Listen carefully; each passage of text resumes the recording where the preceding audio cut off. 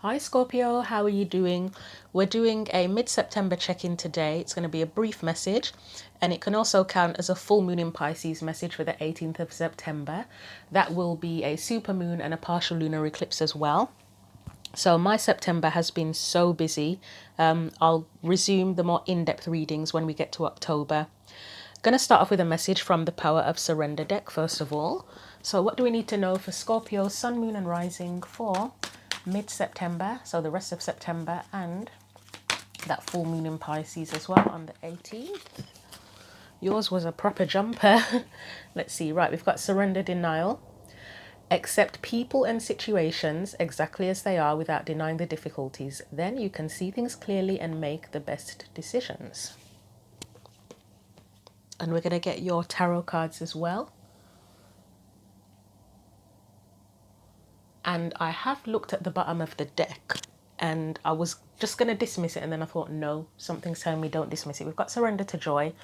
A key to positive change in your life is to let joy in and savor it. Indulge in random acts of smiling. During both the hard and easy times, keep surrendering to more joy.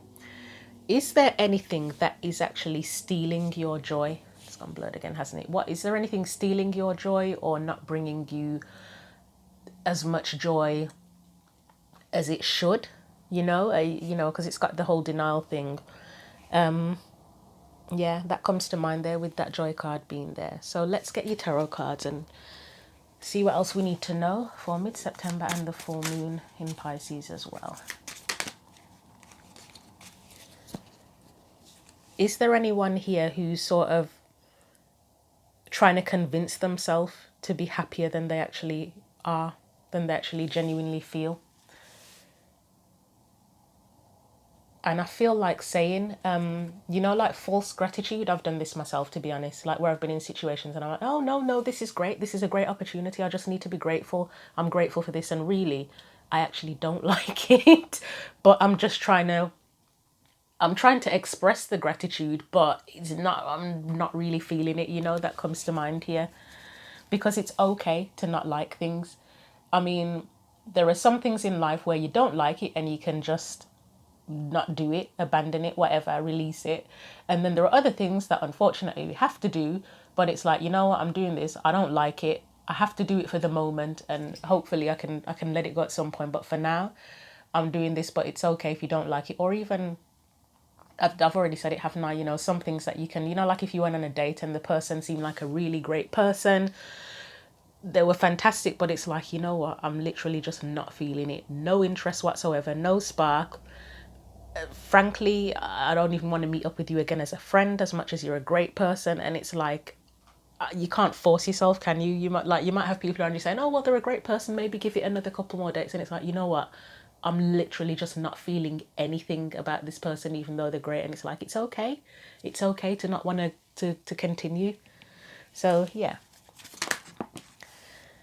so we have, first of all, we've got the Four of Swords. Okay, to me this looks like a kind of coming out of denial, coming out of a slumber. You might have a realization that you don't like something. Actually, look, this one's blindfolded, the eyes are closed there. I don't know if you'll have a bit of a light bulb moment, or if you're not already aware, where it'll be like, actually, you know what, I don't even like this. I've just been kind of pushing myself and getting on with it. And I mean, with this on the bottom of the deck, Seven of Wands, sometimes that's where you're so busy putting out fires that you don't even have time to realize you don't like something. Like if you're too busy and it's like you're getting on with everything, and then you have a moment to sit down and you have a moment of peace and you're like, you know what, actually I really don't even like this, I'm just getting on with it. Anyway, what else? You have Ten of Pentacles, and they look very happy in this image, and it's commitment to something that is, there's harmony in it. They're happy, they're committed, but they're happy. They're not just doing it because they have to do it. They're doing it because they want to do it. They're committed to it because they want to. Anything else? You may be considering what you actually want to commit to, and part of that whole denial thing, you might be understanding, actually, I don't even want to commit to this. Or you may be deciding what you do want to could be as I say, a light bulb moment here.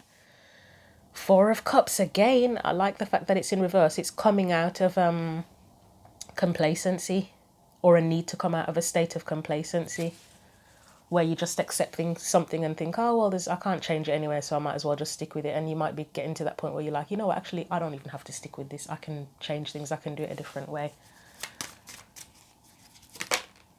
And then we have the Magician. I love that. I know this is a brief reading, Scorpio, because my month is so packed, but I like this for you.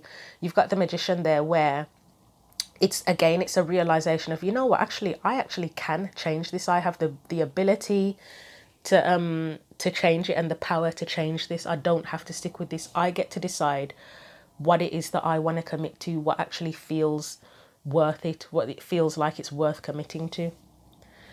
I think that's your message, Scorpio. That was a really quick one, but it's pretty straightforward. So yeah, that's it for you. Okay, so I hope the rest of your September goes really well, and I will be back, as I say, in October with the more in-depth reading. So until then, take care.